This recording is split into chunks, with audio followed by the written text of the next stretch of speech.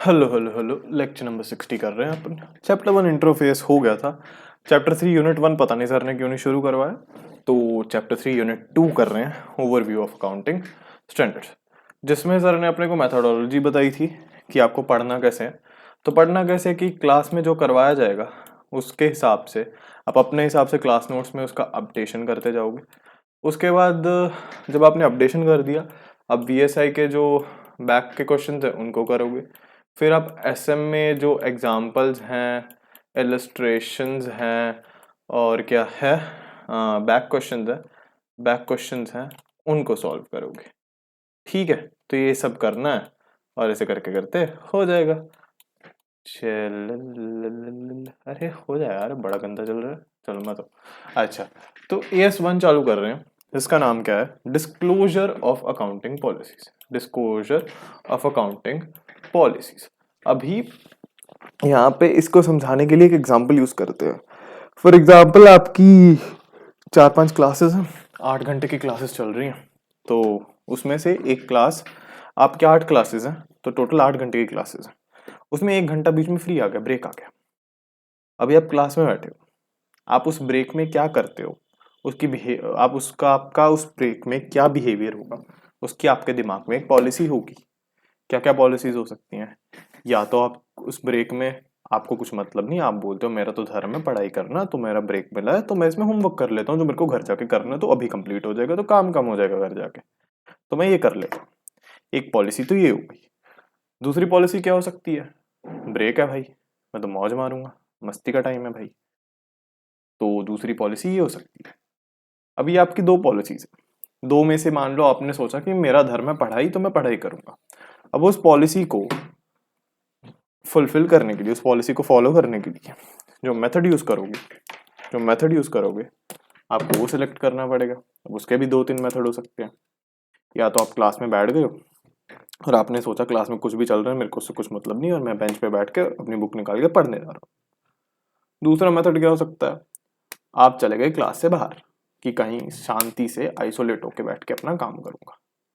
ठीक है, और जब ब्रेक खत्म होगा क्लास में आते हो और कोई पूछता है कि कहाँ गए थे भाई, तुम बोलते हो अरे मैं तो ऐसे ही घूमने गया था, थोड़ा चक्कर वक्कर काट के आ गया, और आके बैठ जाते हो।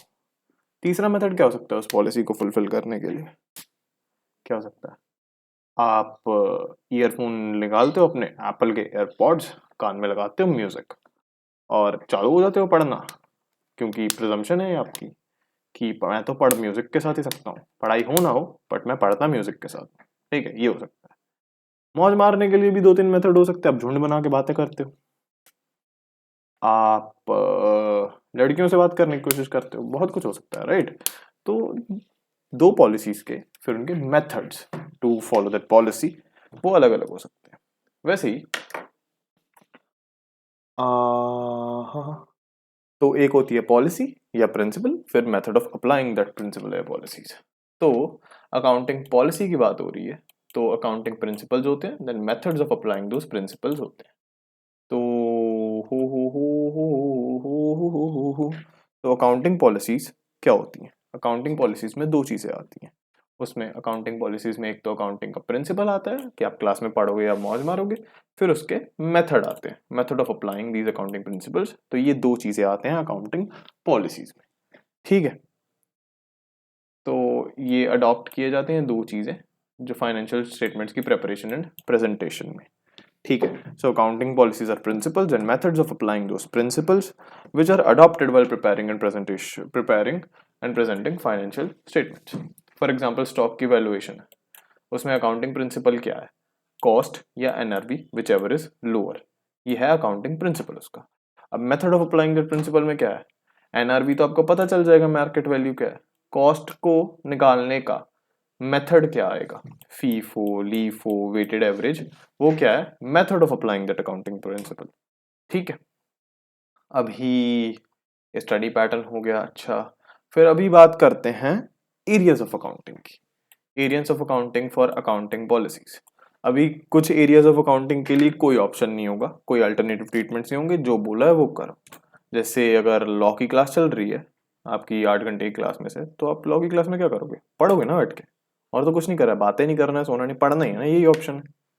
या फिर किसी किसी इंस्टीट्यूट में कुछ ऐसी फैकल्टी हो सकती है जो आपको ऑप्शन देती है, आप पढ़ो, बातें करो, सो, बस मुझे डिस्टर्ब मत करो, तब आपके पास ऑप्शन है। तो areas of accounting for accounting policies में दो चीजें हैं, एक जगह पे दो ऑप्शन नहीं है, कुछ ऑप्शन नहीं है तो आप यूज करोगे वैसे ही, सबके लिए सेम है। और जहाँ पे ऑप्शंस अवेलेबल होती है, और कुछ एरियाज हो सकते हैं जहाँ पे आपको ऑप्शंस अवेलेबल होती हैं। कैसे हो सकती हैं भाई अवेलेबल? एग्जांपल लेते हैं।